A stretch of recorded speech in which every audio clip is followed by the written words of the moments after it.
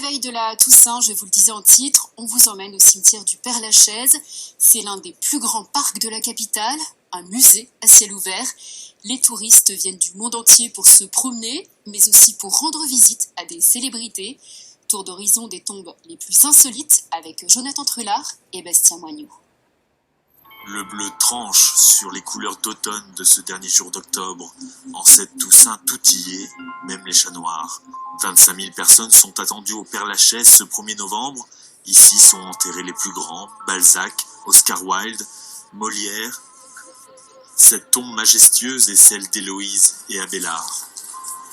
Ce sont les deux amants très célèbres du Moyen-Âge et on peut garantir que dans cette tombe sont bien inhumés les cercueils d'Héloïse et d'Abélard. Des tombeaux imposants comme des signes posthumes de richesse.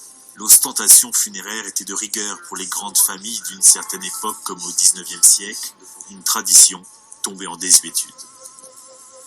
Ça ne se fait plus. Les gens ne dépensent plus des dizaines, des centaines de milliers d'euros, voire des millions d'euros pour construire un monument somptuaire à la gloire de leur réussite sociale, économique.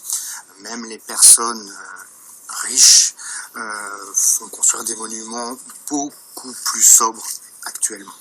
Avec en moyenne 3,5 millions de visiteurs chaque année, les sépultures du Père-Lachaise attirent les amateurs d'art et d'architecture du monde entier. Je vis à Los Angeles et je considère le Père-Lachaise comme un musée à ciel ouvert de sculpture et d'architecture du 19e.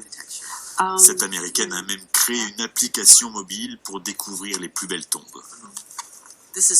Le point bleu, c'est nous. Et en marchant le long du tracé orange, on découvre les différentes tombes remarquables. Jim Morrison, Marcel Proust, Gaspard Ulliel, les célébrités sont nombreuses à reposer à la chaise. Le plus difficile pour les visiteurs peut-être est de les trouver.